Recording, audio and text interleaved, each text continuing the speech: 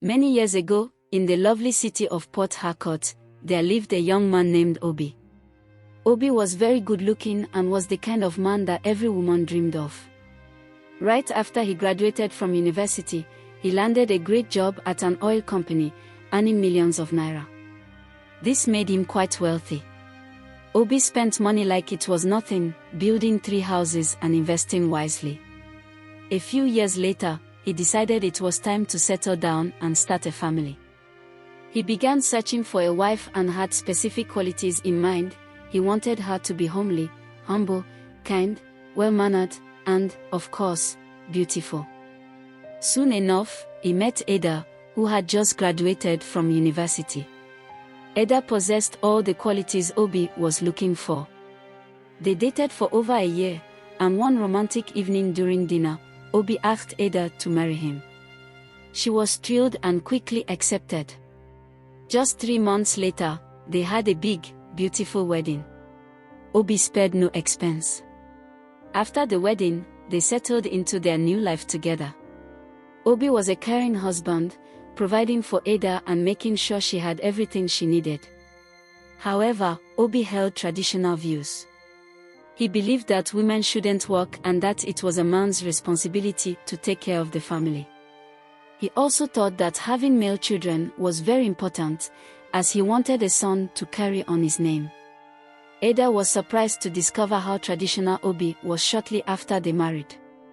At first, he seemed modern and open-minded, but that changed quickly. One day, while they were relaxing in their living room, Ada told Obi that she wanted to start looking for a job since she was a graduate with good grades. Obi was firm. "No, my wife cannot work. I will take care of everything. Stay home, take care of yourself and our family. I will give you a monthly allowance," he said, hugging her. Ada was unhappy. "It's not just about the money. I want to be productive and use my mind. I don't want to be just a housewife," she replied, feeling frustrated. Obi insisted, "This is not up for discussion. You will not work for any man. You will take care of our home and raise our sons." Though Ada was disappointed, she eventually let it go, realizing Obi was serious. To her surprise, Obi kept his promise and gave her a monthly allowance of 3 million naira, along with extra money for household expenses, allowing her to save 1 million naira each month. Ada was a smart woman. However, she felt uneasy during her pregnancy, fearing her baby might be a girl. To prepare, she only bought clothes for a boy, all in blue. Throughout her pregnancy, she felt lonely as Obi was emotionally distant. He even threatened her, saying, "You better give me a son this time, or you'll face the consequences." He stopped showing love to his daughters, making Ada and her children unhappy.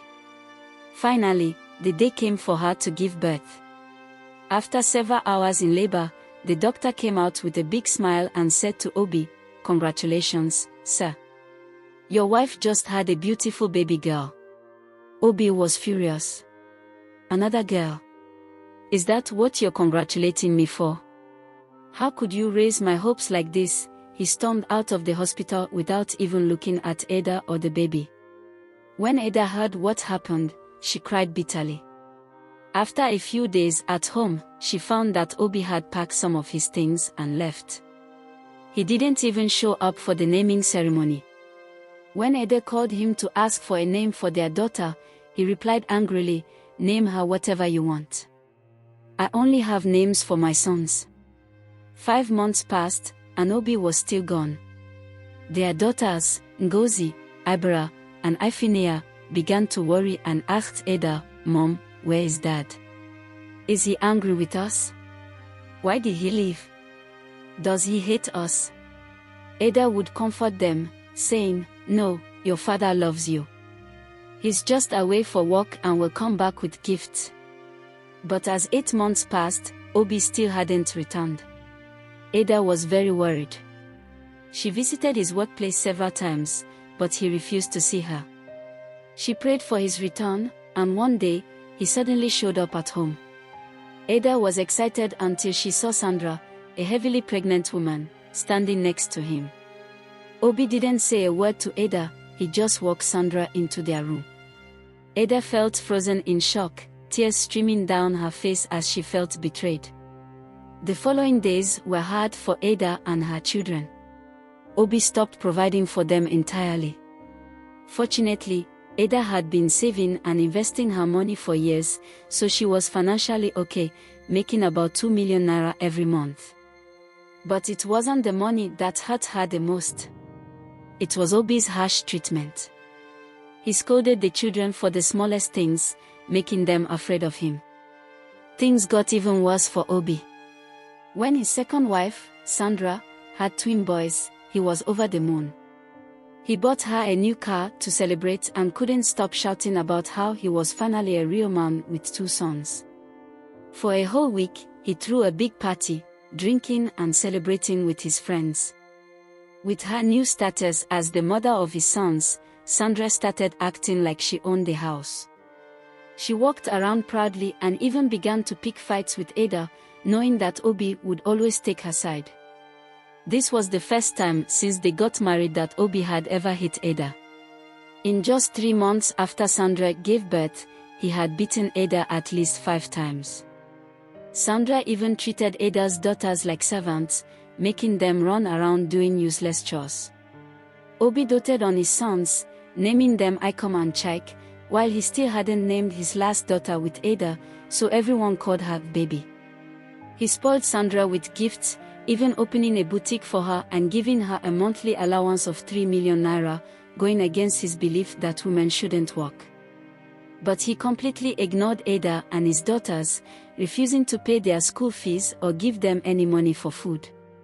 He didn't even remember their birthdays but threw lavish parties for his sons. Ada tried to cover for Obi's neglect. She paid her daughters school fees and told them it was their father who did it. She bought them birthday presents and made them think Obi was still caring. This continued for 7 years. But as the girls grew older, they realized their mother was the one doing everything while Sandra and her sons enjoyed all Obi's attention. One day, while hanging out with his friends, one of them named Izzy asked Obi who he loved more, his first wife or his second wife. Obi proudly said it was Sandra. Izzy then suggested they test their love. Obi thought it was a waste of time, but the guys convinced him to go ahead. They planned a test. One day, Obi came home crying, saying he had been fired from his job and had no money. Sandra rushed to comfort him, but Ada just stood quietly, promising him things would get better. For the next week, Sandra spoiled Obi while keeping Ada away from him. During this time, Obi heard Ada praying for him and sending him money, which shocked him since he hadn't given her a dime in 6 years. He was surprised to see how smart his daughters were, unlike his sons, who were struggling to learn even basic skills. After pretending to be broke for weeks, Obi was ready to come clean when he noticed that Sandra was changing. She started coming home late, and when he asked her about it, she snapped back that since he couldn't provide for the family, she was doing it for him. Whenever he questioned her, she would refuse to cook for him, forcing him to go to Ada for meals. As he spent more time with Ada and his daughters, he began to appreciate them. He found out his first daughter could play 3 musical instruments, his second daughter was an artist, and even the baby could speak French and Spanish.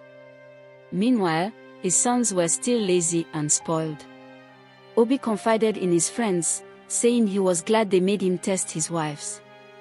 They told him to do one more test, ask both wives for money. So, that day, he told Sandra and Ada that he needed a loan of 10 million naira because he might never get access to his accounts again.